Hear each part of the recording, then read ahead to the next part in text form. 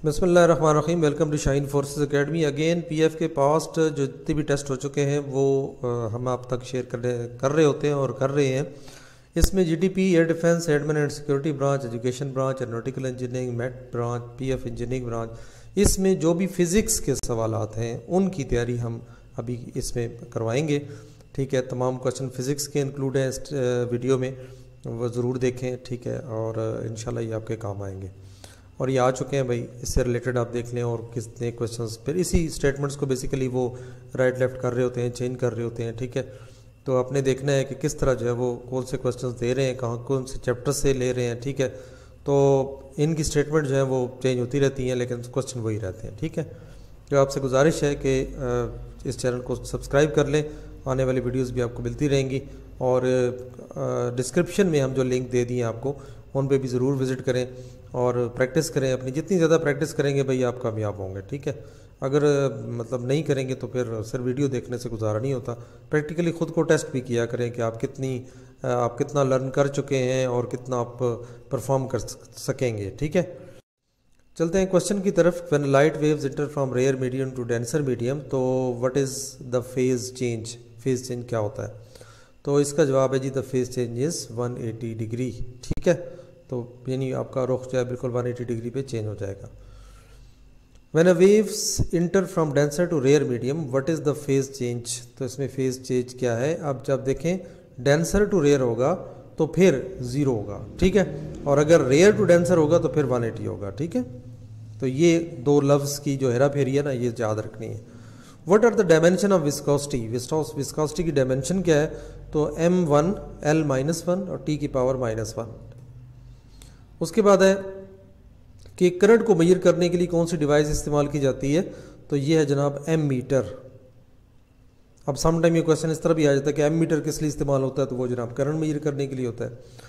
Okay जी, what is absorption power of black body? Black body कितना absorb करती है जनाब पावर्स को? तो वो जनाब 1 है। ठीक है,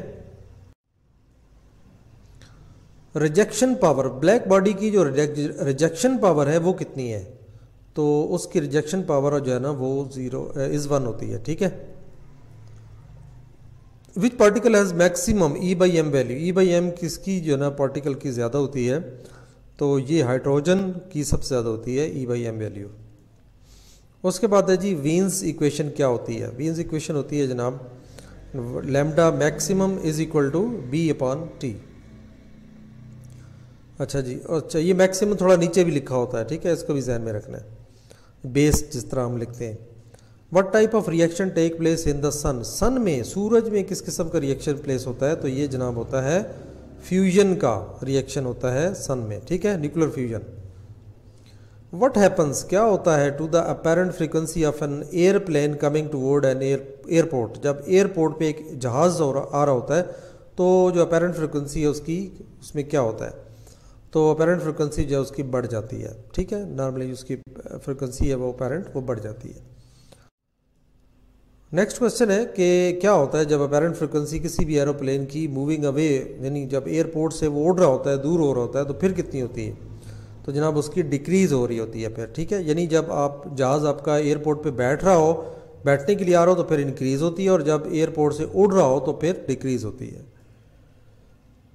what happens to the wavelength? Wavelength के साथ क्या होता है जनाब? जब आपका सोर्स मूव करता है स्टेशनरी लिसनर की तरफ, स्टेशनरी होता है जो रुका हुआ, एक आदमी खड़ा हुआ है और उसकी तरफ आपका अगर कोई सोर्स मूव कर रहा है तो फिर आपकी वेवलेंथ में क्या तब्दीली आती है?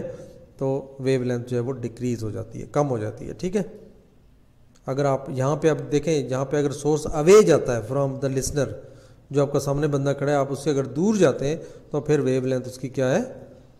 बढ़ जाती है, इंक्रीज़ हो जाएगी। ठीक है, अब स्टेटमेंट को ज़रूर देखा करें, कहीं देखें वो मूव अवे कर रहा है, कहीं टुवर्ड कर रहा है, और दोनों में जवाब डिफरेंट हो जाएगा। ठीक है, उसके बाद है what is the rest mass energy of an electron and positron? Positron और इलेक्ट्रॉन की जो रेस्ट मास एनर्जी है वो क्या होती है?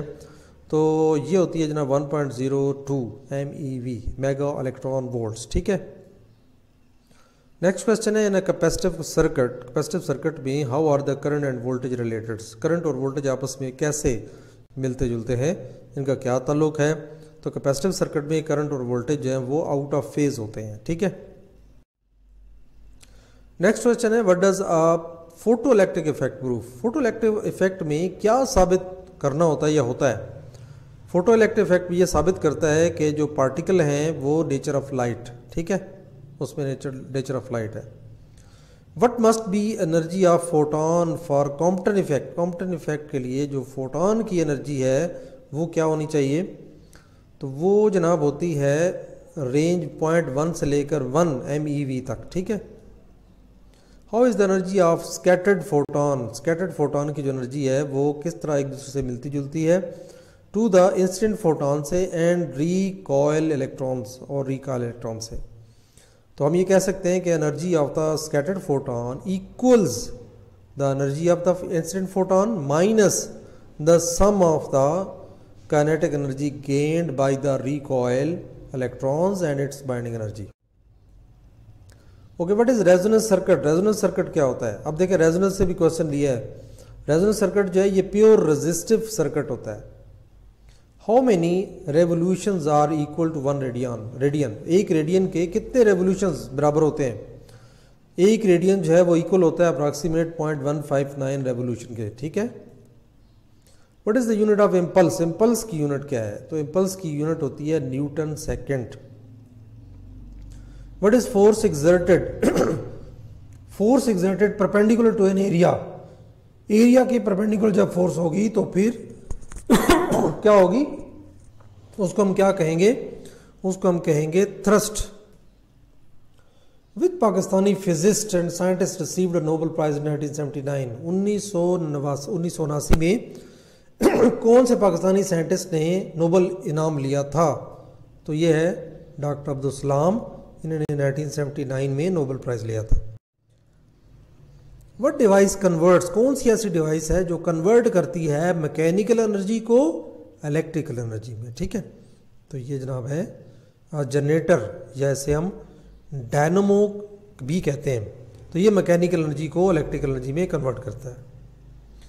What is nature of electromagnetic radiation. Electromagnetic radiations की नेचर क्या होती है, ये हम कह सकते हैं कि सोर्स ऑफ एनर्जी है जो कि प्रोपोगेट होती है in the form of electromagnetic waves की सूरत में थ्रू फ्री स्पेस और मटेरियल मीडियम के जरिए, और इसमें ड्यूल नेचर होती है, यानी दो तरह का ये फंक्शन परफॉर्म करता है। Who verified the photo electric effect. और फोटो इलेक्ट्रिक इफेक्ट को किसने वेरीफाई किया तो ये photo electric effect was verified by Heinrich Rudolf Hertz, ठीक है।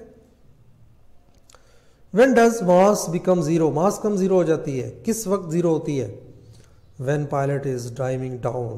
जब पायलट जो है वो नीचे की तरफ डाइव करता है।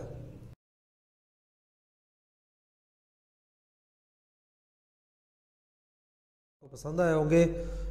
चैनल पे नए हैं तो डेफिनेटली आपने सब्सक्राइब अगर करना चाहते हैं, मज़ीद वीडियो देखना चाहते हैं तो सब्सक्राइब कर लें।